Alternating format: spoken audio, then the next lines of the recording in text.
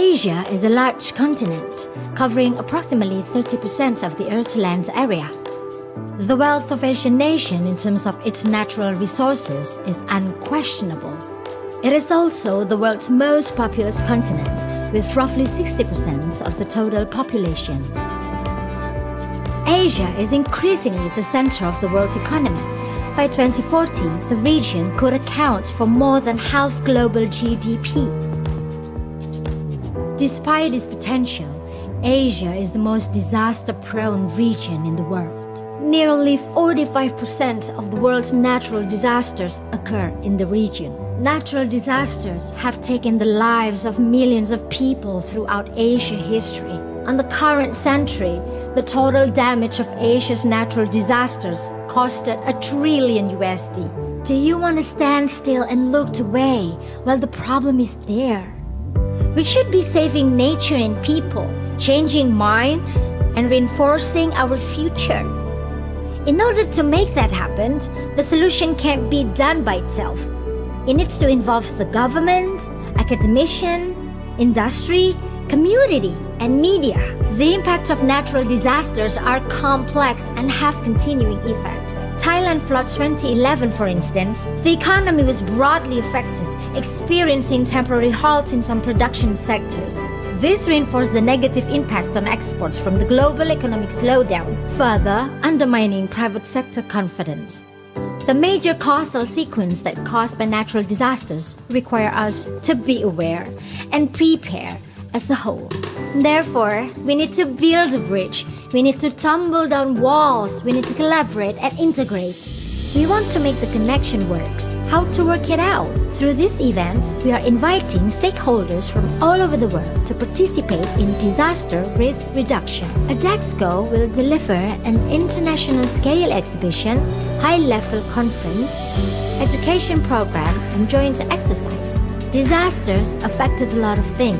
Therefore, Adexco will engage disaster management from many perspectives. Asia Disaster Management and Civil Protection Expo and Conference will be held in GI Expo Kemayoran, Jakarta, and start doing your part today. Visit us on www.adexco.id.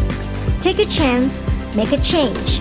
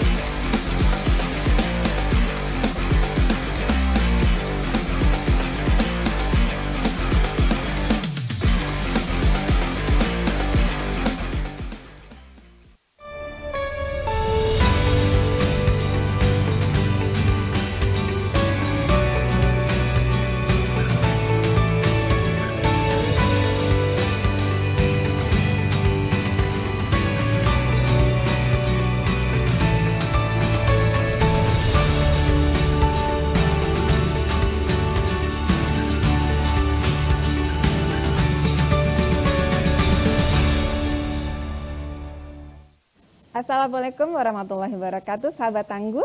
Jumpa lagi dengan saya, Trevi Jayanti Puspasari, dalam acara Ngopi Bareng, Ngobrol Pintar bareng BNPB dalam upaya penanggulangan bencana di Indonesia. Karena update bencana, jangan tunggu jadi korbannya.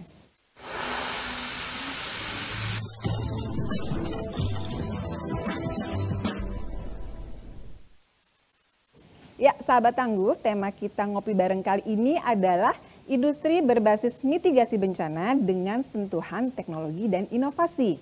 Nah, seri Ngopi Bareng dengan tema teknologi, inovasi, dan industrialisasi ini merupakan rangkaian dari menuju ADEXCO, ASEAN Disaster Management and Civil Protection Expo and Conference.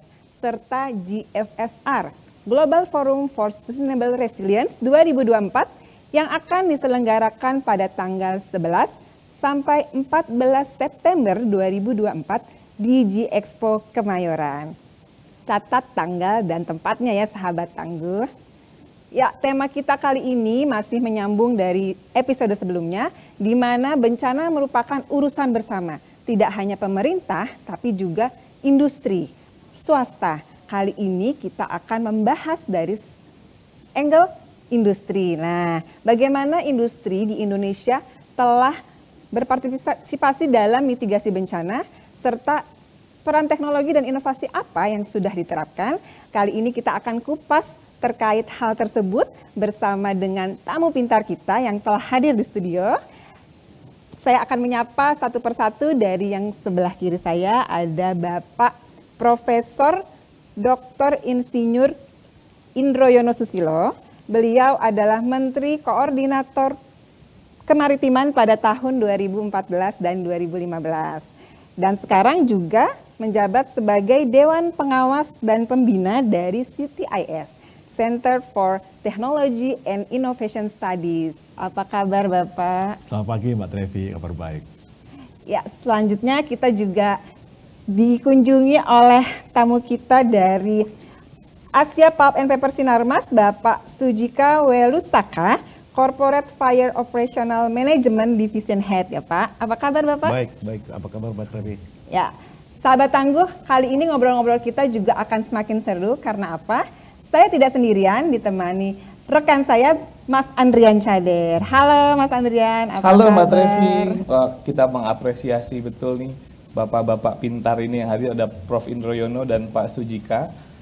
Terima kasih sudah meluangkan waktu untuk kita ngopi bareng BNPB walaupun ini di bulan puasa. Betul. Kita ngobrol pintar. Iya, ngobrol pintar ya.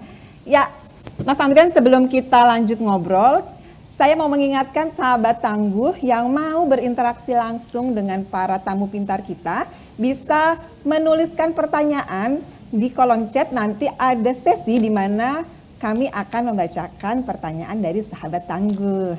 Nah Mas Andrian, dulu kemarin kita pas saya brainstorming mau apa ya kita yang obrolin di episode kedua ini. Lalu kita coba bahas dari segi industri. Nah sebenarnya masih ada pertanyaan-pertanyaan apa ya kaitannya antara industri dan bencana di Indonesia. Nah ini mungkin kita tepat tanya ke Prof nih, ada Prof. Indroyono. Prof bisa dijelaskan Prof, apa kaitannya Prof antara bencana dengan industri? Baik, pertama kali tentu kita selalu ingat ya, Indonesia disebut Ring of Fire. Ada 400 gunung api, yang 124 gunung api aktif. Kita bicara gempa bumi, kita bicara tsunami, kita bicara El Nino. Kok seperti bencana semua? Iya. Tapi orang lupa, Indonesia adalah negara yang kaya sumber daya alam dan energi. Dan gimana kaitannya? Kalau kita lihat di dunia ini ada berbagai lempeng tektonik. Ya kalau dilihat dari slide yang pertama, bukan ini slide yang terakhir ini ya. Ada beberapa lempeng tektonik di Indonesia ini. Coba slide yang pertama coba. Itu Indonesia itu terdiri dihadapi dari 3 tumbukan lempeng tektonik.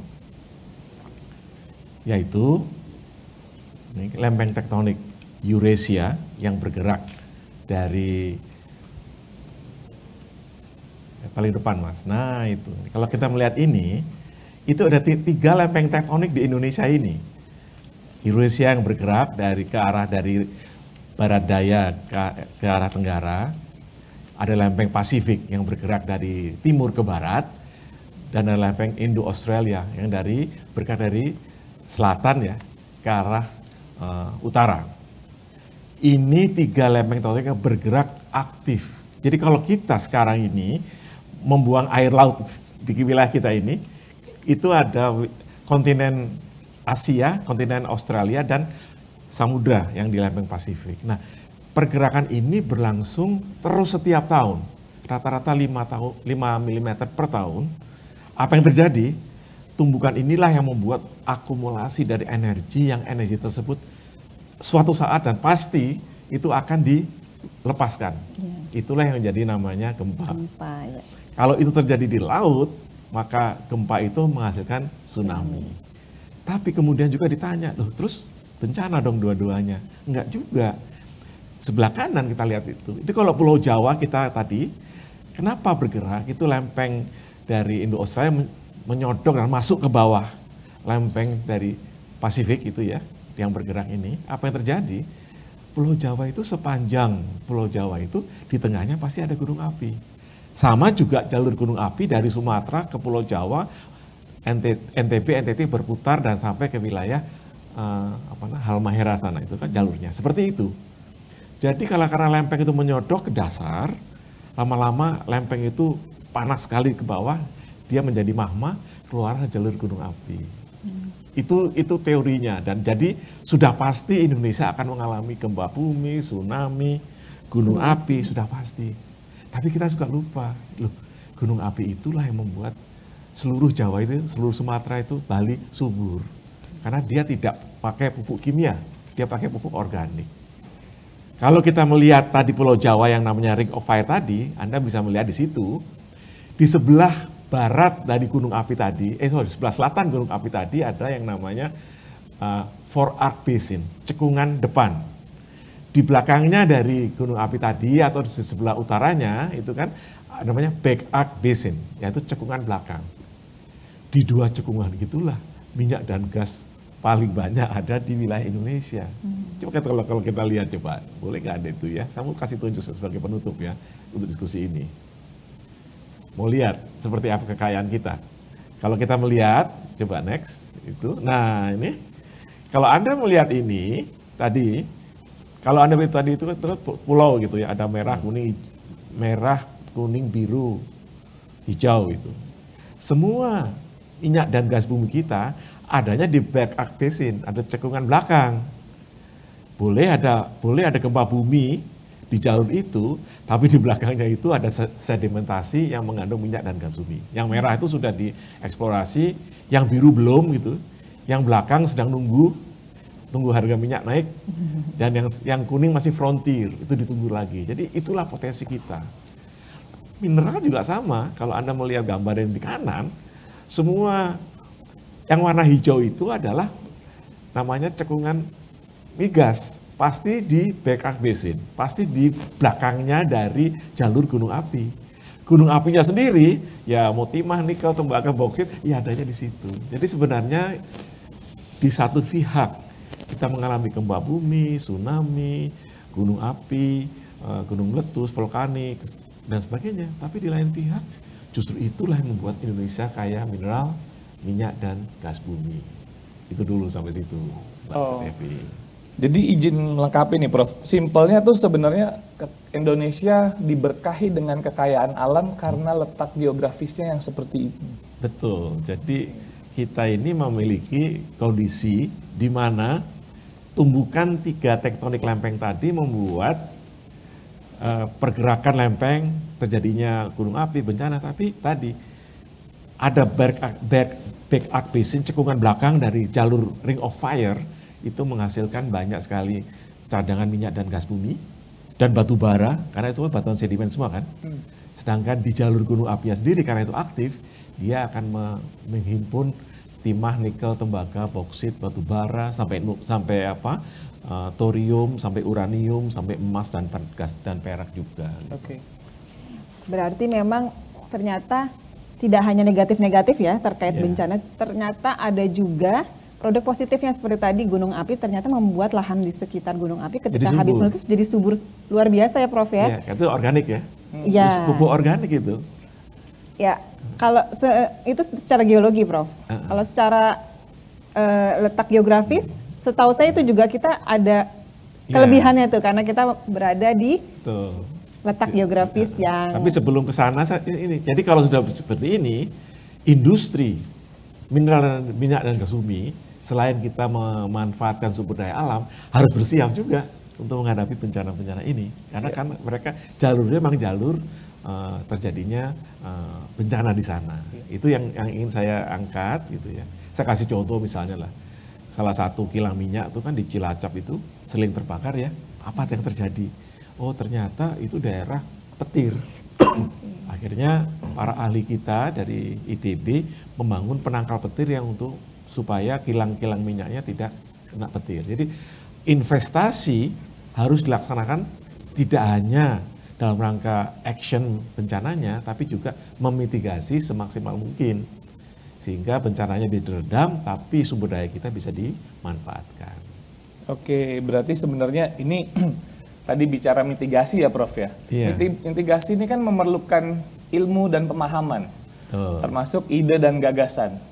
Mungkin bisa dilengkapi dengan teknologi. Nah, itu sesuai dengan tema kita hari ini nih Prof nih. Betul. Mungkin kita akan gali lebih dalam terkait itu ya Prof ya, dalam Iya. artian bagaimana caranya kita memitigasi bencana di wilayah Indonesia yang wilayah Indonesia sebenarnya kekayaan alamnya ini luar biasa loh. Ya. Kan kita harus jaga. Memang ada kalimat yang saya ketahui ya Prof ya. Eksplorasi sumber daya alam yang berlebihan itu menyebabkan bencana baru gitu. Nah, tidak keberlanjutan. Ini cara memitigasinya seperti apa tuh Prof? Bukan eksplorasi ya, tapi eksploitasi ya. Eksploitasi, siap Majid.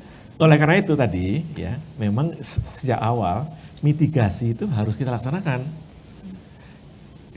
Jangan sampai kita semua industri berinvestasi hanya untuk mengeksploitasi, tapi harus siap juga memitigasi. Nanti mungkin Pak Sujika bisa cerita bagaimana beliau melaksanakan itu untuk menghadapi bencana seperti El Nino ini. Gitu. Oke, mungkin bisa langsung ke Pak Sujika nih pertanyaan selanjutnya nih Mbak Trevi ini. Ya. Tadi memang secara geologi Prof sudah jelaskan, tapi secara geografis kita juga berada di Khatulistiwa yang mana banyak hutan tropis, dan Pak Sujika ini dari pulp and paper. Kalau ditebak-tebak pasti usaha atau industrinya di bidang kertas ya. Kita dulu di sekolah tahu kertas itu bahan bakunya pohon Pak. Nah, dengan hutan yang berlimpah pasti Indonesia sangat berpotensi sebagai produsen ya. Kertas dari siapa yang nggak pakai kertas? Dari anak TK sampai kami orang tua pun semua menggunakan. Nah, bisa diceritakan Pak, mungkin sahabat Tangguh juga perlu tahu apa itu Asia Pulp and Paper dari Sinarmas, dan juga ada nggak kaitannya tadi dengan mitigasi bencana, di mana kita tahu bencana salah satu yang besar di Indonesia terkait hutan adalah kebakaran hutan dan lahan. Baik. Jadi sesuai dari pertanyaan tadi, Asian Pulp and Paper, Sinarmas itu sebenarnya merupakan salah satu industri kertas dan pulp terbesar di dunia, yang kebetulan basisnya ada di Indonesia.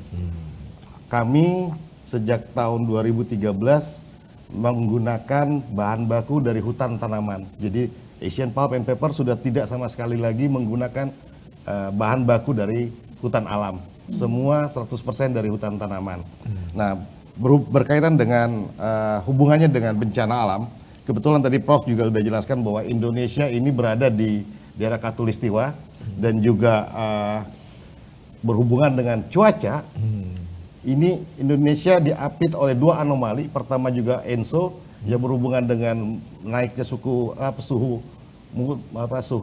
muka air di Pasifik, dan juga IOD, naiknya suhu muka air di daerah Samudra Hindia. Jadi dua anomali ini sangat mempengaruhi cuaca di Indonesia, terutama pada saat musim kemarau. Apabila ENSO-nya naik, maka kita sebut biasa El Nino.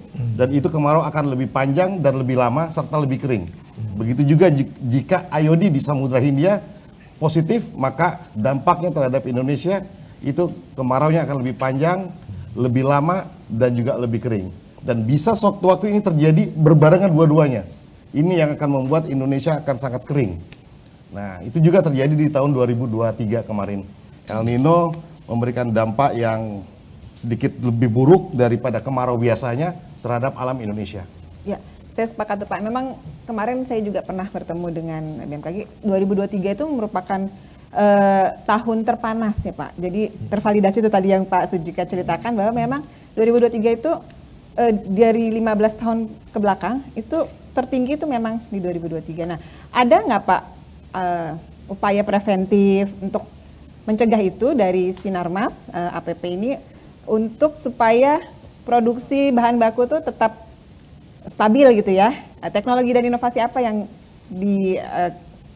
berlakukan oleh KPP Sinarmas? Jadi semenjak awal tahun begitu kami mendapatkan informasi dan melakukan analisa data di meteorologi, melihat bahwa 2023 akan terjadi kemarau yang panjang karena efek dari El Nino yang poinnya cukup tinggi skalanya, sekitar 1,8, dan juga ada dampak dari IOD juga di Samudra Hindia. Kami di awal tahun sudah merencanakan semua bahwa kemarau ini akan panjang. Seperti biasanya jika kemarau panjang, maka areal-areal hutan di Indonesia itu relatif rawan untuk terbakar. Apalagi budaya masyarakat kita masih suka membuka lahan dengan cara membakar. Nah, dari informasi itu kami semua melakukan beberapa program mitigasi. Jadi pertama program bagaimana prevention dan sosial ekonomi kepada masyarakat. Selain itu juga mitigasi internal kami, bagaimana kami memperkuat infrastruktur, sarana dan prasarana jika terjadi kebakaran sehingga dampaknya tidak meluas. Oke, wah itu luar biasa sekali ya Prof. Sorry Pak, itu luar biasa sekali Pak Sujika. Bagian daripada keterlibatan private sector untuk memitigasi bencana itu berarti kan kaitannya lebih ke melindungi ya Pak ya sebenarnya, melindungi investasi dari apa yang dilakukan oleh private sector terhadap keberlanjutan dari usahanya gitu ya. Dan penerapan teknologi itu kan luar biasa. Tadi saya sempat mendengar Pak Sujika menyampaikan ada prevention terhadap melibatkan masyarakat sekitar. Ya. Nah, menurutku itu kayaknya perlu dikulik tuh, Pak. Itu apa itu? Kegiatannya apa gitu? Inovasinya apa ya? Inovasinya apa? Inovasinya apa, Prevention apa itu? Baik, jadi sebenarnya kita menyadari kejadian kebakaran hutan dan lahan di Indonesia itu 99,9% disebabkan oleh perilaku manusia. Oke. Jadi ini bukan self-ignition seperti di Amerika atau di Eropa. Yes. Ini semua karena perilaku manusia. Dan dari fakta itu kami berusaha untuk bagaimana agar masyarakat yang ada di dalam dan sekitar konsesi ini tidak lagi menggunakan api dalam kebutuhan mereka sehari-hari.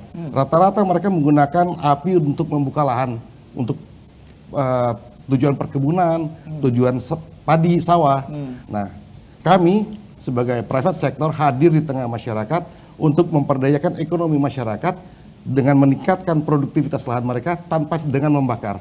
Oke. Jadi kami berikan arahan, kami berikan bantuan, sampai kami bantu pemasaran hasil perkebunan mereka ke pasar. Sehingga nilai ekonomisnya bisa berlipat-lipat ke masyarakatnya. Jadi ada keberlanjutan ya Pak. Betul. Ya. Oh itu luar biasa sekali inovasinya. Dan maksudnya itu kan program praktik baik ini harusnya bisa direplikasi nih Pak oleh industri-industri lain ya menurutku nih Pak ya. Dan itu di BNPB setauku ada budaya sadar bencana gitu. Nah itu ada namanya Pak? Ada programnya namanya? Ada programnya itu Desa Makmur Peduli Api.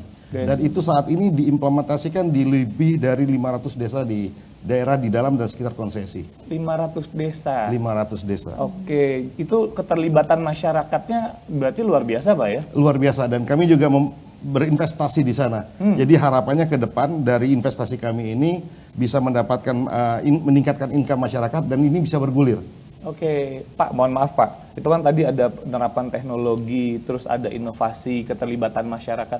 Boleh tahu nggak sih Pak, saya gali Pak, berapa besarannya untuk kira-kira, yang kira-kira aja nih Pak nominalnya. Jadi, besarannya? Kalau tahun 2023, karena kami di tahun 2023 sudah melihat akan ada El Nino hadir di Indonesia, sehingga spending kami di tahun 2023 itu lebih dari 520 miliar. Wow. Itu spending tuh Pak ya? Spending. Wow, berarti itu kontribusinya bukan hanya terhadap perusahaan sendiri, tapi itu juga kontribusi terhadap negara Indonesia untuk memberdayakan masyarakat sipil yang di sekitarnya dan juga mitigasi bencana terhadap ancaman bencana kebakaran hutan dan lahan. Yeah. Wah keren banget Pak Sinarmas, ini luar biasa. Kita harus kasih apresiasi nih ke Sinarmas. Betul sekali, tapi mungkin juga Bapak selain masyarakat setempat pastinya juga dalam penanganan potensi bencana berkoordinasi dengan ini ya Pak ya, lembaga terkait juga ya Pak. Betul. Ya, tidak hanya sektor ke masyarakat tapi juga ada sektor lain yang pasti juga terlibat. Betul. Gitu ya. Jadi kalau di daerah itu kan ada namanya Satgas daerah, Satgas kebakaran daerah, Satgas Karhutla. Di situ kami berperan aktif bagian dari Satgas. Jadi dari Satgas itu ada unsur TNI, ada unsur Polri, juga BPBD di daerah. Dan kami berperan aktif di sana. Wah, iya berarti ini udah kayak skup kecil dari ruang lingkup penanggulangan bencana nih sebenarnya. Ini Karena sebenarnya sektornya. ini implementasi daripada Pentahelix Collaboration, Mbak Iya, Trevi. betul. Benar. Jadi memang kalau saya pernah berkunjung ke satu wilayah, kalau nggak salah di Jambi gitu Pak, saya lihat ada logonya APP sih Mas untuk pulp and paper. Tapi kan saya nggak tahu lebih dalam Pak, karena saya belum pernah ketemu Bapak. Gitu. Nah ini karena kita ada acara ngopi bareng nih, ngobrol pintar, saya boleh nanya tadi hal itu Pak. Gitu. Terima kasih loh Pak Sujika. Baik. Mungkin saya bisa tambahkan mengenai tadi. Ini kaitannya dengan mesti bencana, El Nino, kebakaran. Itu bisa sengsara semua kan? Iya. Ada nikmatnya juga. Oh gitu bro? Iya, karena tadi beliau menyampaikan, beliau singkatan, karena di mata kita udah tahu semua gitu. IOD. IOD itu adalah Indian Ocean Divide. Ya, jadi Samudra Hindia itu airnya bergerak ke timur gitu. Sedangkan ENSO itu adalah El Nino Southern Oscillation. Itu sebenarnya kolam panas yang membuat air di khatulistiwa sepanjang Pasifik itu bergerak ke arah timur. Apa yang terjadi? Terjadi migrasi ikan. Jadi waktu El Nino ini Pak Sujika sibuk menjaga jangan sampai kebakaran, Menteri Kesehatan sibuk menjaga supaya penyakit demam berdarah tidak menanjak. Ketiga, Menteri Pertanian atau Perdagangan tidak sibuk bagaimana harus impor beras apa tidak gitu. Menteri Perikanan dan Kelautan sebenarnya sibuk panen ikan harusnya. Oh iya, Ini maksud saya karena pantai barat Sumatera, pantai selatan Jawa sampai Lombok NTT itu ikannya banyak sekali karena klorofilnya tersebar di sana. Nah, jadi ini nanti kita harus atur. Kalau pas ada El Nino, insya Allah kita panen ikan di mana-mana. Ya siapin cold storage segala macam. Jadi ini sesuatu yang hebat untuk Indonesia sebenarnya gitu. Iya. Berarti Prof, kalau aku simpulkan sebenarnya awalnya nih kita harus olah data dulu gitu kan. Nah, kalau itu hebatnya lagi gitu. Sejak kita mengalami El Nino tahun 97-98, Indonesia membangun yang namanya sistem early detection. Nah, dipasanglah pelampung memantau pergerakan air dari Samudra Pasifik ke Samudra Hindia. Dipasang di selat-selat kita, di selatan Jawa. Dari sanalah bisa diprediksi El Nino akan terjadi 12 ke depan. 12 bulan ke depan. Atau 24 bulan ke depan. Dan hasil dari semua ini digabungkan ke 8 lembaga meteorologi yang kita pantau. Karena ini kita tahu, ini bakal ringan, apa bakal berat, atau bakal sedang. Tadi sampaikan oleh Pak Sujika, kebakaran agak El Nino nih. Beliau nggak cerita aja persiapannya seperti apa Pak. Termasuk nyiapin 15 helikopter segala gitu kan. Oh iya. Karena apa? Karena pengalaman tahun 97, ada El Nino, kita tidak siap, kita mau cari waterbombing, nggak ada. Karena di dunia semuanya dipakai, begitu kan Pak Zulkifli? Saya kira bisa cerita ini bagaimana. Makin seru nih diskusinya ya Prof kan? ya. Tapi sabar dulu, kita ingatkan kembali lagi sahabat tangguh yang mau langsung bertanya seputar tema kita kali ini bisa langsung tuliskan pertanyaannya di kolom chat. Sebentar lagi akan kita tampilkan dan kita bacakan serta jawab pertanyaan dari sahabat tangguh. Tapi tahan dulu Bapak, kita rehat dulu setelah yang berikut ini. Asia is a large continent, covering approximately 30% of the Earth's land area. The wealth of Asian nation in terms of its natural resources is unquestionable. It is also the world's most populous continent, with roughly 60% of the total population. Asia is increasingly the center of the world's economy. By 2040, the region could account for more than half global GDP. Despite its potential, Asia is the most disaster-prone region in the world. Nearly 45% of the world's natural disasters occur in the region. Natural disasters have taken the lives of millions of people throughout Asian history. In the current century, the total damage of Asia's natural disasters costed $1 trillion. Do you want to stand still and look away while the problem is there? We should be saving nature and people, changing minds, and reinforcing our future. In order to make that happen, the solution can't be done by itself. It needs to involve the government, academician, industry, community, and media. The impacts of natural disasters are complex and have continuing effect. Thailand flood 2011, for instance, the economy was broadly affected, experiencing temporary halts in some production sectors.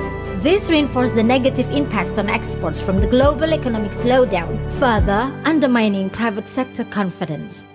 The major causal sequence that caused by natural disasters require us to be aware and prepare as a whole.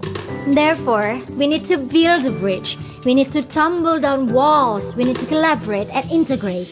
We want to make the connection works. How to work it out? Through this event, we are inviting stakeholders from all over the world to participate in disaster risk reduction. Adexco will deliver an international scale exhibition, high-level conference, education program, and joint exercise. Disasters affected a lot of things.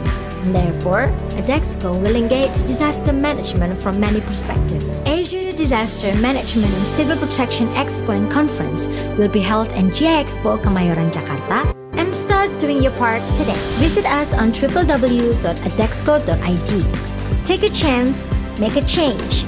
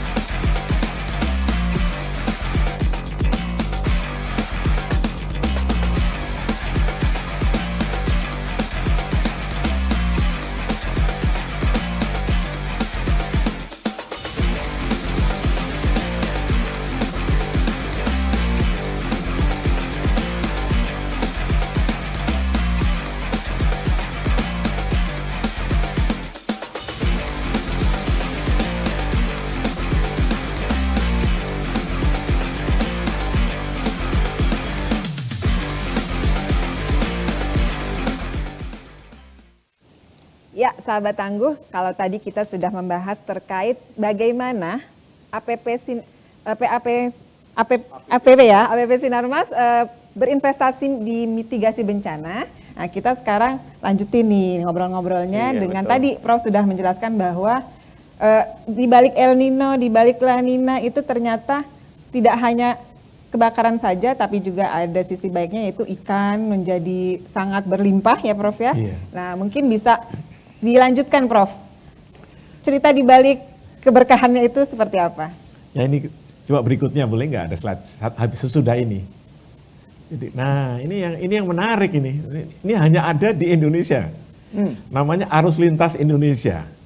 Kalau normalnya saja itu air itu mengalir dari Samudra Pasifik melewati selat-selat kita, selat Makassar, selat Lombok, berputar di Ombay Wetar, turun sampai India. Ini normalnya seperti ini. Tapi saat terjadi ENSO tadi, El Nino Southern Oscillation, itu yang warna kuning itu, tahu-tahu dia berbalik arah ke arah Pasifik. Kalau itu yang terjadi, maka bulan November, Desember, Januari, Februari, yang harusnya wilayah kita hujan jadi tidak hujan. Karena mereka karena arusnya bergerak ke arah timur. Nah kalau arusnya bergerak ke arah timur, maka di Samudra Hindia, di pantai barat Sumatera juga bergerak ke arah timur. Itu yang namanya IOD, Indian Ocean Divide. Nah, dalam apa kalau bergerak seperti itu, klorofil, pakan ikannya juga bergerak ke arah sana. Jadi, pantai barat Sumatera, selatan Jawa, selatan Bali Lombok, selatan NTT, ikannya banyak banget di situ. Jadi, di Sumatera Selatan, Jambi, Riau, persiapan menghadapi karhutla, tapi sebenarnya di pantai barat Sumatera, selatan Jawa sampai barat, sampai panen Bali ikan. Dan NTT itu panen ikan. Ini karena gara ini, begitu. Ya. Next, terakhir nah ini kenapa itu terjadi gitu ya? Ini semua selesai tahun 2008. Dipasanglah semua bui alat pantau. Jadi sekarang informasi mengenai kecepatan arus, arah arus, dan distribusi klorofil pakan ikan, ini bisa dipantau. Ini dilaporkan ke Badan Dunia, dianalisis, dunia bisa memprediksi 12 bulan lagi seperti apa ya arusnya bergerak. 24 bulan lagi seperti apa ya. Barulah tim seperti Pak Sujika harus siap-siap, oh ini harus siap-siap El Nino. Tim dari Kementerian Kesehatan siap-siap, ini pasti demam berdarah bakal meningkat. Tim dari Kementerian Kelautan Perikanan harus siap-siap. Oh ini pasti akan banyak panen ikan. Ini semua adalah hasil kerja bareng ke depannya. Oke, Prof. Jadi berarti harus kerjanya nih kerja kolektif, kolaborasi gitu, Prof ya, nggak bisa. Dan harus disiplin bersama gitu. Disiplin bersama dan komitmen bersama ya, Prof ya. Siap. Ya, jadi tadi Pak Sujika menggunakan data yang tadi ini ya dari data-data pantau, monitoring dari laut tadi, sehingga mungkin coba bisa diceritakan Pak teknologi yang digunakan untuk memonitoring kalau di APP Sinarmas. Jadi maaf aku potong sedikit. Mungkin ini Mbak melengkapi dari sistem monitoringnya kan nggak hanya dari pemantauan yang itu aja tadi disampaikan kan. Jadi maksudku gini, ada hal yang menarik tadi disampaikan oleh Pak Sujika gitu ya. Itu udah komprehensif sistemnya, bukan hanya monitoring gitu. Justru yang kita ingin gali ini kelengkapannya nih Mbak nih, gitu, keseluruhannya nih, end to end-nya nih dari sistem monitoring. Jadi kita bicara dari mitigasi, tanggap darurat sampai pasca bencananya, gitu kan Pak ya. Kalau nggak salah tadi saya tangkap begitu, sampai menyediakan sekian banyak helikopter, gitu. Benar ya Pak ya? Prof Idul tadi menyampaikan tuh ada sekian banyak helikopter. Nah ini boleh diceritain termasuk nggak sih, itu Pak? alat bor yang ke bawah itu ya? Iya. Nah ini total solution lah kalau bisa bicaranya kan. Lengkap sudah ya, dari Lengkap sebelum sudah. mitigasi, Iya. pada saat ada titik api atau mulai ada kebakaran, sampai nanti setelahnya seperti apa. Dan saya juga pernah lihat kalau nggak salah melakukan penanaman supaya untuk bahan bakunya itu terus sustainable gitu ya. Nah ini kita bicara teknologinya dulu nih, teknologinya nih. Jadi tadi tuh teknologinya ada mitigasi, itu sampai ada helikopter kan nggak murah nih gitu kan. Nah izin Mbak, boleh nggak sih Pak dijelasin apa aja teknologinya yang ada di situ, terus program dan kelibatannya. Tadi Bapak sampaikan nominalnya juga sudah besar gitu kan. Berapa sekian sampai 521 miliar Mas Adrian. Tahun 2023. Tahun 2023. Izin Pak, boleh diceritakan. Baik. Jadi IPP Sinarmas sendiri dalam menghadapi bencana kebakaran hutan dan lahan ini menciptakan satu sistem yang kami sebut dengan Integrated Fire Management. Jadi kalau tadi ceritanya mulai dari komprehensif, ini kita sebut dengan Integrated Fire Management. Atau biasa teman-teman di lapangan sebutnya IFM. Dari Integrated Fire Management itu sendiri itu terdapat 4 pilar. Pilar pertama prevention, pilar kedua preparation, pilar ketiga rapid response, dan pilar ketiga early detection, dan keempat rapid response. Jadi 4 pilar tadi ada prevention. Salah satu program prevention kami adalah Desa Makmur Peduli Api. Yang kedua adalah preparation. Jadi preparation ini kami mempersiapkan diri, salah satunya dengan helikopter. Jadi setelah tadi apa yang disampaikan oleh Prof bahwa informasi masalah cuaca itu sudah bisa diprediksi dalam 12 bulan ke depan. Di awal tahun kami sudah mempersiapkan diri. Ini kira-kira tahun ini, tahun berjalan akan seperti apa cuaca. Jadi kami sudah membangun baseline. Itu kekuatan standar kami dalam kondisi kemarau normal. Jika kemaraunya ada efek El Nino dan juga katakan IOD, maka kami akan memperkuat lagi infrastruktur kami, sumber daya kami. Itu dari sisi preparation. Kemudian pilar ketiga kami sebut dengan early detection. Nah, early detection ini yang kami ada basis juga teknologi. Jadi selain mendapatkan informasi dari BNPB, dari BMKG mengenai hotspot, kami juga mengelola 2 satelit yang kami berlangganan dengan Planet Lab. Untuk memberikan informasi mengenai hotspot yang setiap beberapa durasi waktu dia akan mengirimkan informasi ke kami. Selain itu di lapangan untuk early detection kami juga menerapkan pemantauan kondisi lapangan dari ketinggian. Ada yang berbasis teknologi dengan menempatkan thermal kamera, ada juga masih yang berbasis konvensional dengan menempatkan orang di sana. Nah saya menarik tuh Pak. Berarti itu integrated sistemnya tuh udah teknologinya udah high end semua itu Pak. Betul. Dari satelit. Selain itu juga kami di setiap wilayah kami ada sebutnya automatic weather station. Jadi kami punya stasiun cuaca di lokasi kami yang jumlahnya lebih banyak dari stasiun cuaca yang dimiliki oleh pemerintah. Oh, sebarannya lebih banyak. Sebarannya ya. lebih banyak dan lebih rapat. Iya. Sehingga data itu kami buatkan algoritmanya, sehingga kami tahu kondisi FDR pada saat itu. Jadi kami mendevelop sendiri Fire Danger Rating System, Oke. FDRS. Oke. Artinya datanya akan detail sekali ya Pak ya, dengan banyak Sangat detail. sensor yang dipasang oleh Betul. APP ya. Karena gini Pak, jujur ya Pak, kondisi apapun itu ceritanya bukan hanya di yang susah itu adalah mengintegrasikan semua menjadi satu kesinambungan yang berjalan berkelanjutan gitu. Ini menjadi praktik baik dan contoh baik sebenarnya gitu ya, bahwa Sinarmas sudah bisa melakukan itu dengan melakukan satu, jadi program keterlibatan masyarakat. Kedua, penggunaan inovasi dan teknologi gitu ya. Dan advance teknologi lagi Pak, yang sifatnya menurut saya gitu ya Pak ya, itu juga tidak murah gitu kan. Tapi efisien.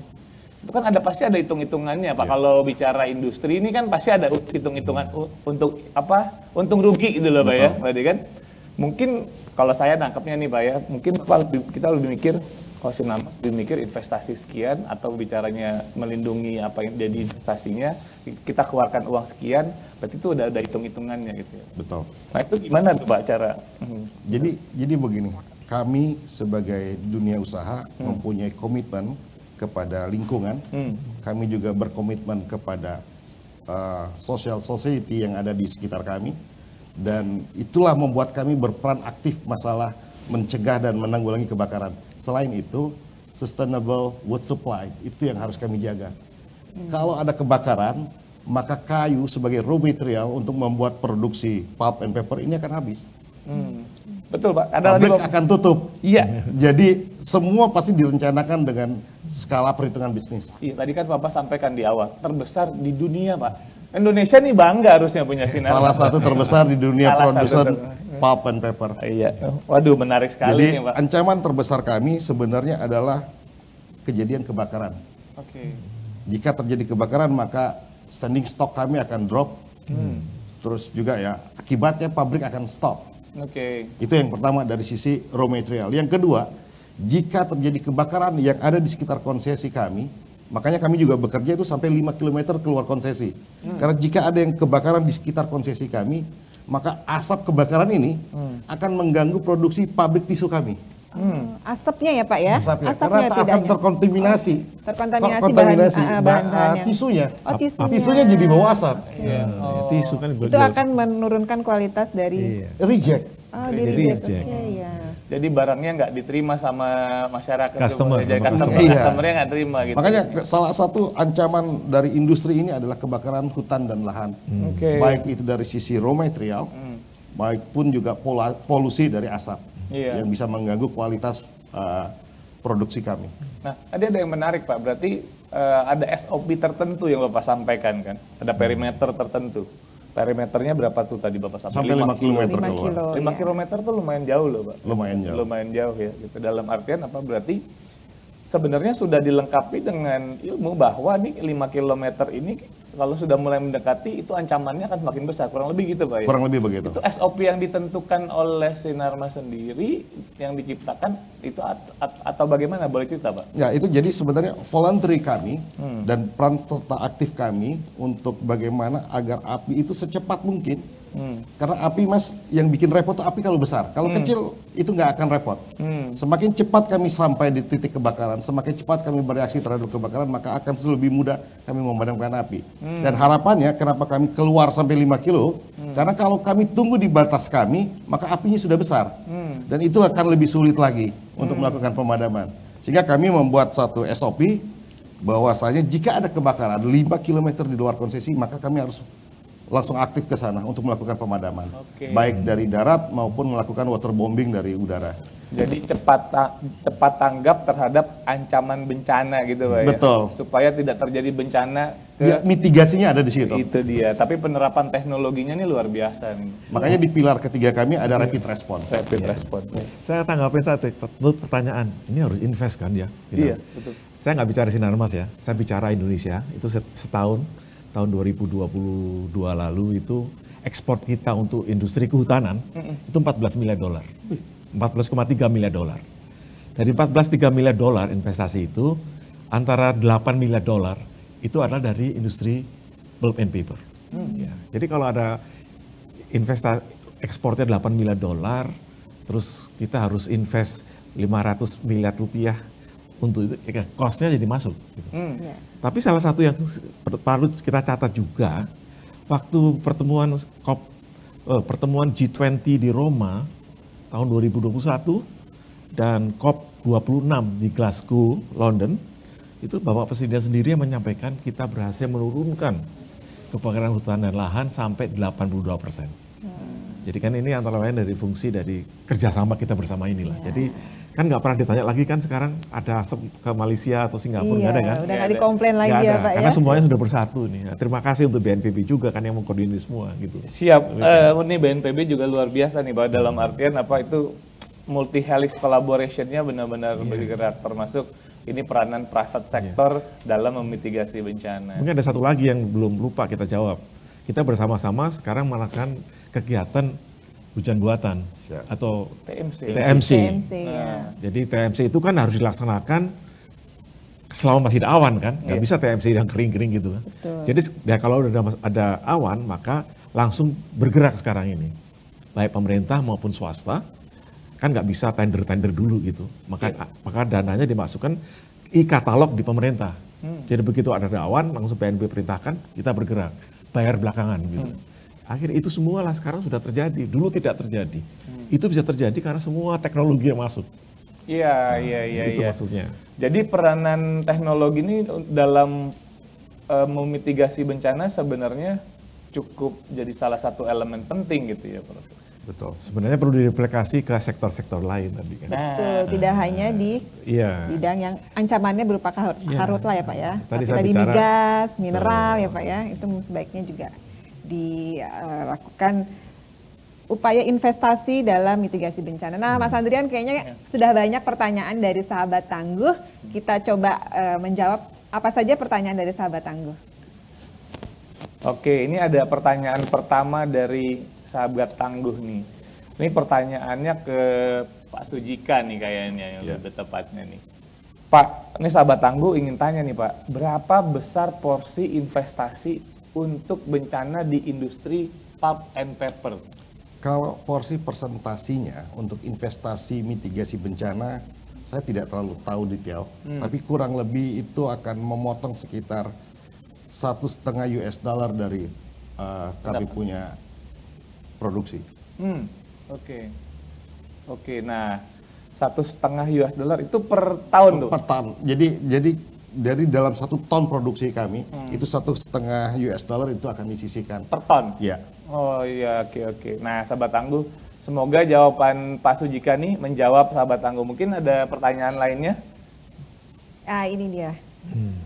Ada nggak aturan yang mewajibkan industri berbasis mitigasi bencana? Mungkin ini juga bisa dari pandangan Prof nih Prof. Sepengetahuan Prof, ada nggak Pak dengan tadi ya, mestinya ini kan kesempatan sekali nih dengan Indonesia yang laboratorium bencana. Apakah dari pemerintah itu ada kebijakan atau aturan yang mengarah ke mitigasi bencana untuk industri yang ada di Indonesia? Sebenarnya kalau aturan yang saya tahu di industri mineral dan migas itu ada yang namanya kaitannya dengan rehabilitasi. Nantinya kan, misalnya kasih contoh aja, kalau Anda mau ngebor minyak di laut, nanti setelah minyaknya habis, rignya itu, menaranya itu, untuk memotong menyelesaikan menara selesai itu ada aturannya dan sudah ada alokasi budgetnya di sana. Maksud saya ini, mitigasi bencana ini, maksud saya sebenarnya gini, mari sama-sama tadi lintas sektor itu melihat, menyisir apa saja yang bisa dipakai. Ya, jadi saya berharap misalnya BNPB gitu ya, banyak mengundang stakeholder itu untuk berdiskusi bersama. Berat juga sih kalau apa-apa semua harus begitu bencana BNPB gitu. Kasihan juga dia. Saya kira kasihan BNPB harus melaksanakan semua sendiri. Padahal sama-sama bisa digarap. Terus dari mana sumber dayanya? Itu sudah ada berbagai aturan apakah di Kementerian LHK yang masalah untuk untuk kehutanan, di pertanian, industri mineral dan migas juga ada. Kan ada kan kalau selesai lahan tambang selesai harus namanya reboisasi, ada kan itu? Betul. Itu semua sudah ada. Nah, itu tinggal gimana kita membahas, oh yang ini untuk mitigasi ya disiapkan ya kalau ada apa-apa begitu. Harusnya itu, jadi nggak cuman pasca tambang, tanam, ya bagus, selesai pasca tambang dia tanam, itu bagian. Tapi apalagi yang kita pakai untuk mitigasi ini? Saya kira ini mungkin lah, nggak mungkin. Beda kalau orang bekerja tanpa sumber daya ya. Iya. Itu sumber daya banyak sekali kok, sumber dayanya banyak, tinggal bagaimana kita membuat ini menjadi satu yang apa ya, ya ada give ada take lah begitu dalam hal seperti ini. Lebih ke penguatan gitu ya, Maya. Iya. Penguatan dan kesadaran bersama lintas sektor, lintas industri, dengan keterlibatan itu dan inklusi semuanya harus terlibat gitu ya, nanti dan tertinggal. Nah, Iya. ini pertanyaan terakhir nih Mbak Trevi nih. Oke ya. Silakan Mas Andrian. Nah ini pertanyaannya balik lagi nih Pak ke Pak Sujika nih kan, karena Siap. bicara tanaman gitu ya. Saya juga hobi tanaman sih Pak sebenarnya. Ini jenis pohon apa yang digunakan untuk membuat kertas? Berapa lama kalau diprogramkan penanaman kembali untuk bisa jadi bahan baku? Ini mah nggak satu pertanyaan Pak, ini dua ini Pak, digabung jadi satu ya Pak ya. Siap. Jadi Enggak, Pak. kalau untuk IPP Sinarmas, kami menggunakan 2 spesies sebagai bahan baku untuk industri pulp and paper, yaitu akasia dan juga eucalyptus.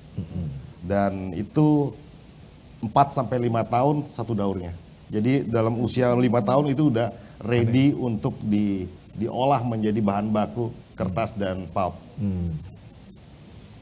Oke, sahabat Tangguh, ini semoga menjawab pertanyaan dari sahabat Tangguh. Tapi ternyata nih ada lagi nih yang masuk nih. Ada pertanyaan-pertanyaan lanjutannya. Ternyata banyak Antusias juga ya. dari sahabat Tangguh terkait tema ini ternyata luar biasa ya. Iya, kita coba kita kita gali nih pertanyaannya apa udah keluar.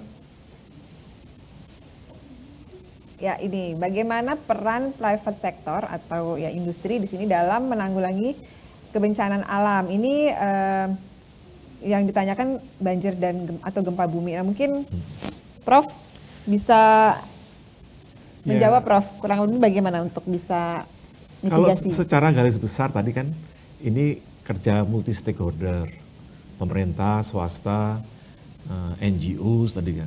Kasih contoh, mari sama-sama 514 kabupaten di Indonesia ini, BPBD-nya itu menggalang ini, kan BNPB menggalang nasional gitu ya. Kan BNPB hanya bergerak, yang saya tahu, itu kalau ada permintaan dari daerah gitu ya. Oleh karena itu, Badan Penanggulangan Bencana Daerah, apakah itu di provinsi, apakah itu di kabupaten kota, itu silakan menghimpun private sector di kabupaten itu masing-masing. Mungkin sudah ada di program mereka untuk menanggulangi ini, namun belum terangkat saja, gitu kan. Misalnya, oh ini daerah sini akan terjadi banjir. Kalau banjir bisa longsor. Itu kalau diinformasikan oleh BPBD di daerah karena dia yang tahu masalah ini, maka semua bisa bersiap-siap. Apakah tadi membuat persiapan dapur umum segala macam itu kan harus ada. Kalau itu semua harusnya sudah ada. Itu adalah tugas dan fungsi dari BPBD daerah. Ini harus dilatih terus.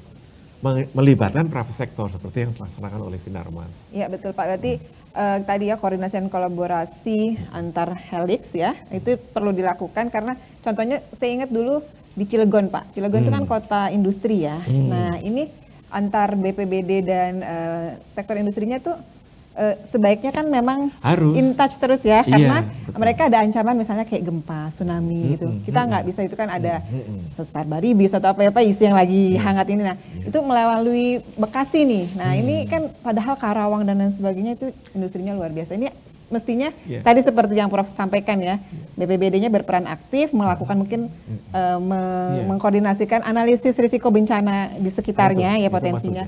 Kemudian tadi praktek baik yang dilakukan ATP itu mungkin bisa diadopsi ya, bahwa dari jauh-jauh hari data itu diolah untuk dijadikan perencanaan ya Pak ya.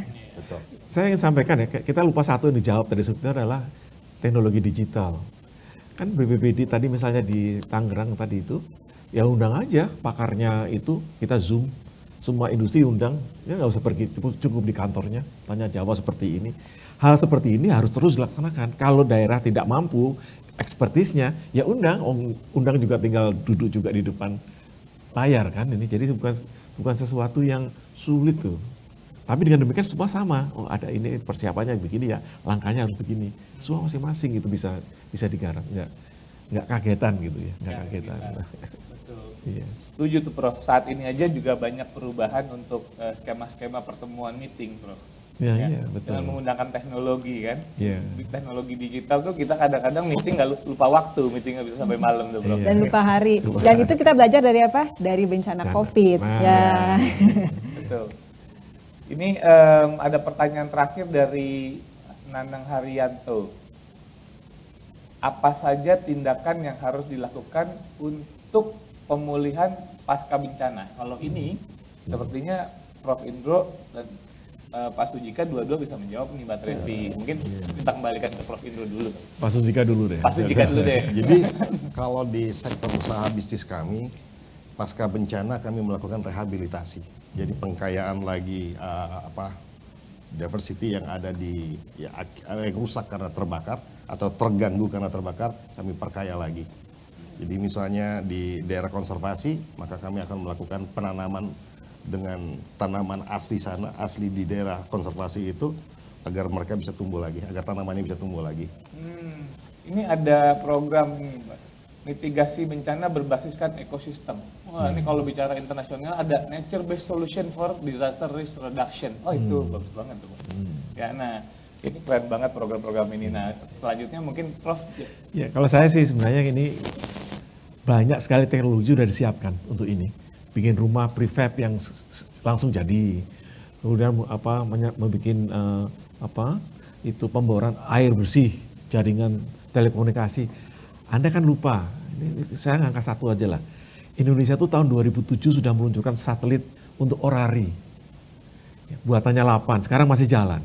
Itu setiap 90 menit lewat di atas lokasi Indonesia ini. Yang make untuk bencana malah Brazil, kita jarang make. Jadi saran saya, BNPB bikin pertemuan dengan 8 atau BRIN sekarang ini, menggunakan satelit orari. Jadi kalau ada bencana, semua jaringan putus, pakai satelit orari buatan Indonesia sendiri. Yang seperti ini kurang disosialisasikan. Saya kira terima kasih. Itu aja. Wah itu keren banget Prof. Memang seharusnya kita bangga terhadap produk merah putih kita, apa yang Prof sampaikan tadi. Ya, Prof. Indro, Pak Sujika, dan Mas Andrian, kita sudah menjawab semua pertanyaan dari sahabat tangguh. Semoga praktik baik yang telah dilakukan APP Sinarmas bisa menjadi inspirasi bagi sahabat tangguh dan juga bisa diaplikasikan, diduplikasikan kepada usaha industri lain di bidang lainnya. Kami mengucapkan terima kasih Prof. Indroyono dan juga Pak Sujika yang telah bersedia hadir dan berbagi pengetahuan dan wawasannya sehingga saya nambah pinter nih setelah ngobrol-ngobrol kali ini. Ya, sahabat tangguh, tidak terasa kita sudah di ujung acara. Kami mengingatkan untuk sahabat tangguh terus ikuti edisi Ngopi Bareng berikutnya dengan update di IG-nya BNPB Indonesia dan juga adexco.id. Kami juga mengingatkan akan ada agenda Rakornas Penanggulangan Bencana 2024 yang akan diselenggarakan pada tanggal 23 sampai 24 April 2024 di Bandung. Dan yang gak kalah penting, kami juga ada event Adexco dan GFSR 2024 yang akan dilaksanakan di G-Expo pada tanggal 11 sampai 14 September 2024. Sahabat tangguh, jangan lupa hadir karena update bencana jangan tunggu jadi korbannya. Saya Trevi dan rekan saya Mas Andrian pamit undur diri. Terima kasih telah menyaksikan. Wassalamualaikum warahmatullahi wabarakatuh. Salam tangguh. Salam tangguh. Salam tangguh.